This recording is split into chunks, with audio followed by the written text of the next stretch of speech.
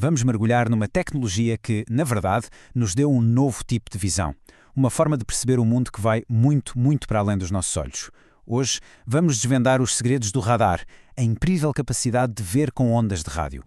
Alguém já parou para pensar nisto? Como é que um avião consegue aterrar com um nevoeiro super cerrado? Ou como é que é possível detectar um objeto a quilómetros de distância na mais completa escuridão? Pois bem, a resposta a tudo isto está nos princípios fascinantes do radar. Ok, vamos a isso. A ideia fundamental por trás do radar é, na sua essência, até bastante simples. Tudo se resume a um processo de enviar um sinal e depois ficar à escuta, com muita atenção, para ouvir a resposta. Então, o processo pode ser visto em 3 passos-chave. Primeiro, a antena transmite um pulso de rádio. Depois, esse pulso viaja, atinge um alvo e, puf, parte da sua energia reflete de volta. É um eco de rádio. E, em terceiro lugar, a antena capta esse mesmo eco. O tempo que o eco demora a regressar é o segredo de tudo.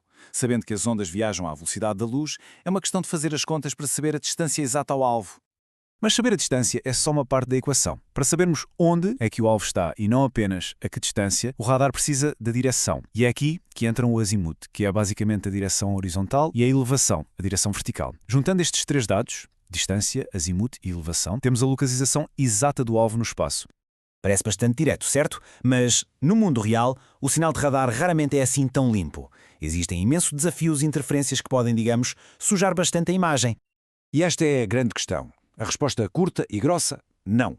Os sistemas de radar têm de ser incrivelmente sofisticados para conseguirem separar o trigo do joio, para distinguir o que é realmente importante daquilo que é apenas ruído. O principal inimigo de um sinal de radar limpo tem um nome: clutter. Pense nisto como a estática no mundo do radar. São todos aqueles ecos que não nos interessam, que vêm de coisas como o solo, edifícios, chuva forte ou até bandos de pássaros.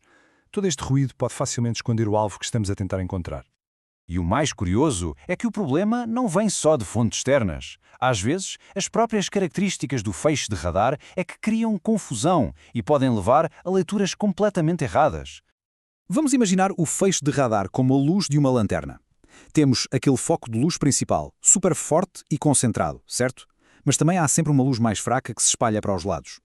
No radar, esses feixes laterais são os chamados lóbulos secundários. O problema é que se estes lóbulos mais fracos atingirem outros objetos, podem gerar ecos falsos, criar imprecisão e, como está aqui listado, basicamente baralhar todas as medições. Então, o que é que faz com que alguns objetos sejam super fáceis de detectar por um radar e outros sejam praticamente invisíveis? Vamos tentar perceber o que torna um alvo num bom alvo. O conceito mais importante aqui é o Radar Cross Section, ou RCS. Basicamente, é uma forma de medir a visibilidade de um objeto para um radar. Por exemplo, um grande avião de carga tem um RCS gigante. Já um pequeno drone ou um avião furtivo tem um RCS minúsculo.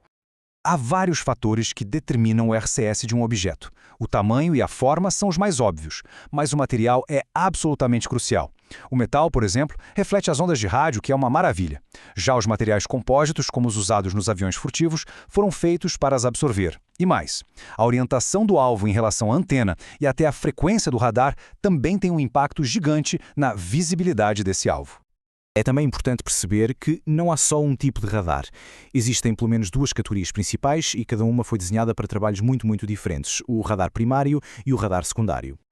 A grande diferença, no fundo, é uma questão de cooperação. O radar primário é passivo. Ele limita-se a ouvir o eco refletido por qualquer objeto, quer ele queira ser visto ou não.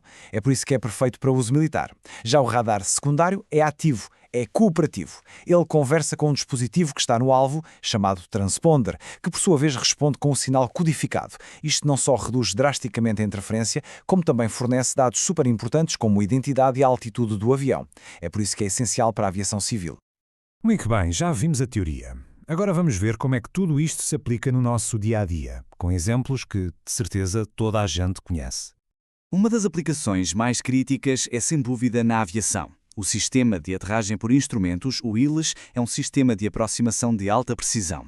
Ele usa sinais de rádio para guiar uma aeronave de forma segura até à pista, dando orientações exatas sobre a altitude e o alinhamento, mesmo quando a visibilidade é 0. E agora um exemplo talvez ainda mais familiar.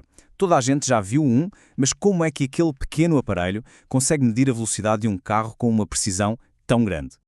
Vamos a um cenário prático. Um radar de controle de velocidade, ao operar a 8 GHz, aponta a um carro. O eco que volta vem com a frequência alterada em 2100 Hz. E acreditem, com apenas estes dois números é possível calcular a velocidade exata. Mas como? O segredo chama-se efeito Doppler. É o mesmo princípio que faz o som de uma ambulância mudar quando se aproxima e depois se afasta. A frequência da onda de rádio que reflete no carro também muda. E essa mudança depende da velocidade do veículo. O radar mede precisamente essa alteração.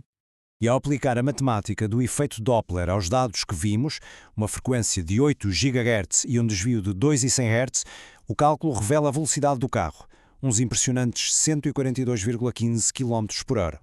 E aqui está o resultado prático. Considerando que o limite de velocidade naquela zona era de 80 km/h, o radar provou, sem margem para dúvidas, que o veículo ia num excesso de velocidade considerável. Um exemplo simples, mas muito poderoso, do radar em ação.